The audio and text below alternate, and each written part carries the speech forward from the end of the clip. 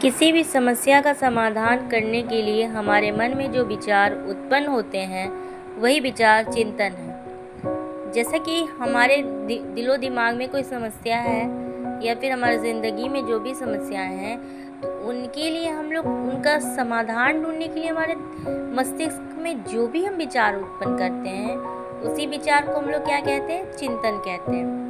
चिंतन का आरंभ समस्या उत्पन्न होने पर होता है तथा समस्या समाधान होने पर समाप्त हो जाता है। चिंतन के प्रकार, चिंतन पहला है स्वालीन चिंतन, दूसरा है यथार्थवादी चिंतन, तीसरा यथार्थवादी दो तरह के होते हैं, एक अभिसारी और अपसारी। चलिए हम लोग पढ़ते हैं स्वालीन के बारे में। ऐसी कल्पना करना जिसका कोई वास्तविक स्वरूप ना हो स्वालीन चिंतन कहलाता है। जैसे हम लोग कभी कभी मन के अंदर ख्याली पुलाव बनाने लगते हैं ना, एक दिन हम देश के प्रधानमंत्री मोदी जी बन जाएंगे, तो ये क्या है, ख्याली पुलाव बनाना। या फिर ऐसा सोचते हैं एक दिन तो मैं पूरे राष्ट्र पे घूमूंगा, पूरे देश का भ्रमण करूंगा, इस तरह के ख्याली पुलाव में राजा बन जाऊंगी, बहुत सारे पैसे होंगे, नौकर चाकर होंगे। मन ही मन में ख्याली पुलाव जब हम पकाने लगते हैं तो उसको हम लोग स्वालीन चिंतन कहते हैं। दूसरा होता है यथार्थवादी चिंतन। वह चिंतन वास्तविकता से संबंधित होता है। जैसे कि फ़ोन का चार्ज खत्म होने पर हम चार्ज के बारे में सोचने लगेंगे। जैसे हमारे फ़ोन का भी बैटरी डाउन हो गया तो हम क्या करेंगे कि फ़ोन को कैसे चार्ज किया जाएगा, चार्जर को तलाश करेंगे, फिर चार्जर को लगाएंगे चार्ज में। इस यथार्थवादी तीन टाइप के होते हैं, अभिसारी, अपसारी और आलोचनात्मक।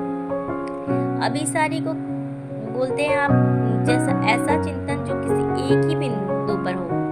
कन्वर्जेंट थिंकिंग भी इसको कहा जाता है, जिसमें कि समस्या का, जैसे कोई समस्या है आपके लाइफ में आया तो आप एक ही बिंदु पे सोच पाएंगे, अलग अलग बिंदु पर नहीं सोच पाएंगे। जैसे भारत की राजधानी नई दिल्ली, बस एक ही उत्तर, आपके माता पिता का क्या नाम है, बस अपने माता पिता का नाम बता दीजिएगा, बस ख़त्म हो जाएगा। अभिसारी का मतलब कि कोई भी समस्या का आपका आंसर सिर्फ एक ही पॉइंट पे होगा, इसे क्लोज इंडेड भी बोला जाता है। उसके बाद अपसारी चिंतन आता है, जो कि इसमें क्या होता है कि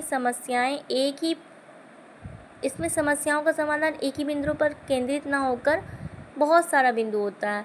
इसमें समस्या को कल्पना शक्ति एवं सृजनात्मकता का प्रयोग करके कई प्रकार से हल किया जा सकता है। जैसे दिल्ली की विशेषताओं का वर्णन कर, दिल्ली में कौन कौन से विशेष लाल किला पाया जाता है, कुतुब मीनार है दिल्ली में, और कौन कौन सी इमारतें हैं। इस तरह से तो बहुत सारे हल निकल गए।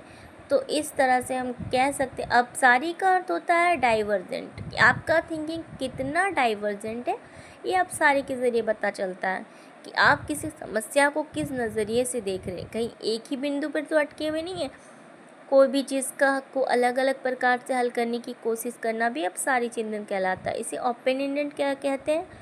और उसके बाद आता है आलोचनात्मक चिंतन। गुण और दोषों को देखते हुए किसी बात को स्वीकार करना आलोचनात्मक चिंतन कहलाता है।